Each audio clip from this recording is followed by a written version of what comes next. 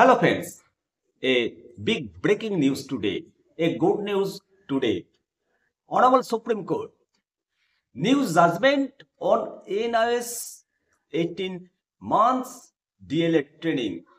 In a recent development, the Honorable Supreme Court had passed a new judgment on NIS 18 months DLED training, overturning its previous verdict. The new judgment brings relief to those who completed their DLED training from NIS within 18 months.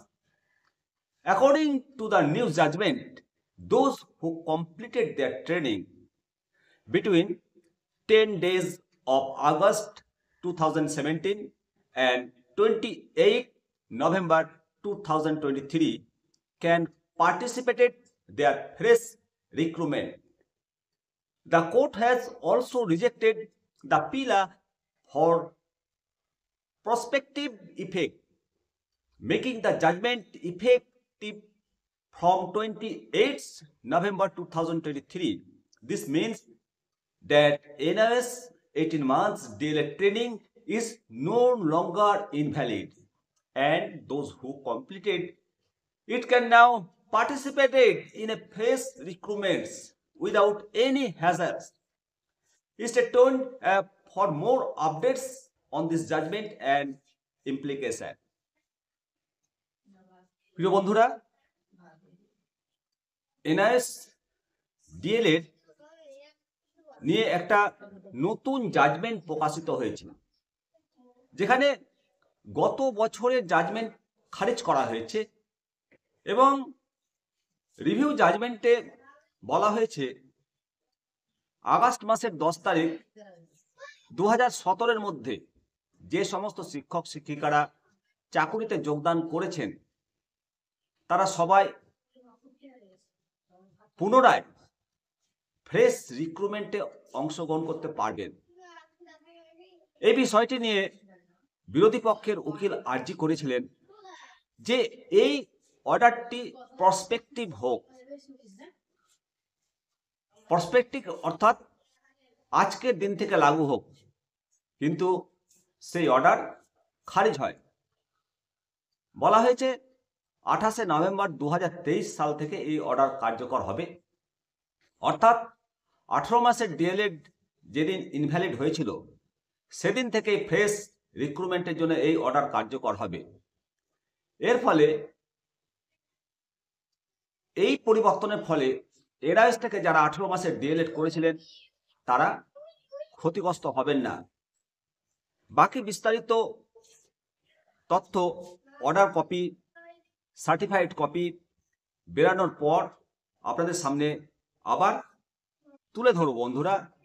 তবে যে প্রশ্নগুলো আপনারা জানতে চাইছেন যে চলতি রিক্রুটমেন্টে আমরা অংশগ্রহণ করতে পারবো কিনা, এই সম্পর্কে বলতে গেলে সুপ্রিম কোর্টের NIS DLED সংক্রান্ত যে মামলা রায় দান হয়েছে তাতে NIS DLEDকে বৈধ বলে জানানো হয়েছে।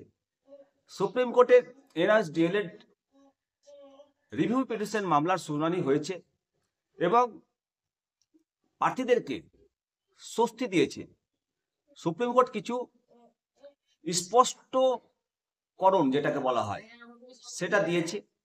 জানা যাচ্ছে যে 10 আগস্ট 2017-এর আগে যারা চাকরিতে যোগদান করেছিলেন তারা আবেদন করতে পারবেন এবং তাদের পদোন্নতিতে কোনো বাধা নেই। তারা নতুন শিক্ষকতা চাকরির জন্য আবেদনও করতে পারবেন। 2023 সালে দেশের সর্বোচ্চ আদালত দুটো রায় দিয়েছিল যা প্রাথমিক শিক্ষক পদে যোগদানের মানদণ্ড হিসেবে বিবেচিত। 11 আগস্ট 2023 সালে বিএড যোগ্য প্রার্থীরা সরকারি প্রাথমিক বিদ্যালয়ে আবেদনের জন্য যোগ্য নয়, শুধুমাত্র ডিএলএড প্রার্থীরা যোগ্য বলে বিবেচিত হবেন। অন্যটি 28 নভেম্বর 2023 সালে রায়ে ঘোষণা করেছিল। সেখানে বলা হয়েছিল যে national institute of open schooling থেকে 18 মাসের ডিপ্লোমা যে ডিগ্রি যারা প্রাথমিক শিক্ষক পদের জন্য যোগ্য নয়, এই নির্দেশের বিরুদ্ধে, যোগ্য নয় নির্দেশের বিরুদ্ধে কোর্টে রিভিউ পিটিশন হয়েছে এবং তার পরিপ্রেক্ষিতে এই রায়। অবশ্যই আপনারা এই নিয়ে আপনাদের মতামত জানাবেন। একই সঙ্গে বন্ধুরা আপনাদেরকে জানিয়ে রাখতে চাই যে এনআইএস থেকে ডিএলএড ডিগ্রি করার পরেও এখনো পর্যন্ত বহু শিক্ষক শিক্ষিকা 2017-19-এর মার্কশিট এবং সার্টিফিকেট পায়নি। মার্কশিট এবং সার্টিফিকেট না পাওয়ার কারণে তারা তাদের যে এ ক্যাটাগরি বেনিফিট এবং প্রধান শিক্ষক হওয়ার যে সৌভাগ্য সেই থেকে বঞ্চিত রয়েছেন। স্টেট নোডাল অফিসার ভেরিফিকেশন হওয়ার কথা, এতদিন কেটে যাওয়ার পর স্টেট নোডাল অফিসার ভেরিফিকেশনের জন্য ডকুমেন্টস জমা যারা দিয়েছেন তাদের ভেরিফিকেশনের কাজটা এগিয়েছে বলেই বিকাশ ভবন এবং বিদ্যাসাগর ভবন সূত্রে খবর পাওয়া যাচ্ছে। এখনো পর্যন্ত যতটা খবর আছে প্রায় 900-র কাছাকাছি ভেরিফিকেশন হয়েছে, 1000-এর ওপর ভেরিফিকেশন রয়েছে। সমস্ত কিছু ভেরিফিকেশন করে 9টা দিল্লিতে পাঠিয়ে দেওয়া হবে এবং চলতি বছর চলতি মাসে মার্কশিট এবং সার্টিফিকেট পাওয়ার আশা রাখতে পারেন। অবশ্যই যাদের উচ্চ মাধ্যমিক পাস করার পর এনআইএস থেকে ডিগ্রি করেছিলেন তারা 100% মার্কশিট এবং সার্টিফিকেট পাবেন। আপনি পরীক্ষা দিয়েছেন, মার্কশিট এবং সার্টিফিকেট পাওয়ার আপনি যোগ্য এবং এনআইএস সেই মার্কশিট এবং সার্টিফিকেট দিতে বাধ্য। অনেকে ভাবছেন এতদিন পর হয়ে গেছে মার্কশিট এবং সার্টিফিকেট পাবো কিনা তা নিয়ে হতাশায় ভুগছেন। বলবো ধৈর্য ধরুন এবং যোগাযোগ রাখুন, প্রয়োজনে আইনি লড়াই লড়ুন। আর একবার ডিএলএড করার পর এনআইএস থেকে আবার কেন ডিএলএড করবেন? আপনি করেছেন, আপনার মার্কশিট সার্টিফিকেট আপনি পাওয়ার যোগ্য। যারা আটকে রেখেছে তারাই এর জন্য দায়ী এবং আপনি যেদিনই পান না কেন মার্কশিট সার্টিফিকেট কর্মরত অবস্থায় থাকাকালীন আপনি 2017-19-এর ডেট অফ অ্যাটেনমেন্ট লাস্ট পরীক্ষা থেকে ইন সার্ভিস শিক্ষকরা আপনাদের ন্যায্য বেনিফিট পাবেন, 1 পয়সাও কম পাবেন না এবং এর জন্য আপনাকে আইনি লড়াই লড়তে হবে বেনিফিট পাওয়ার জন্য। এমনি মার্কশিট এবং সার্টিফিকেট যেদিন হাতে পাবেন সেই ডেট থেকে আপনি বেনিফিট পেয়ে যাবেন খুব সহজেই। আর যারা এখনো চাকরিতে যোগদান করেননি তারা যেদিন মার্কশিট এবং সার্টিফিকেট হাতে পাবেন সেদিন থেকে আপনাদের বেনিফিট পাবেন, ডেট অফ অ্যাটেনমেন্ট থেকে পাবেন না। ডেট অফ অ্যাটেনমেন্ট থেকে শুধুমাত্র ইন সার্ভিস শিক্ষকরাই বেনিফিট পাবেন।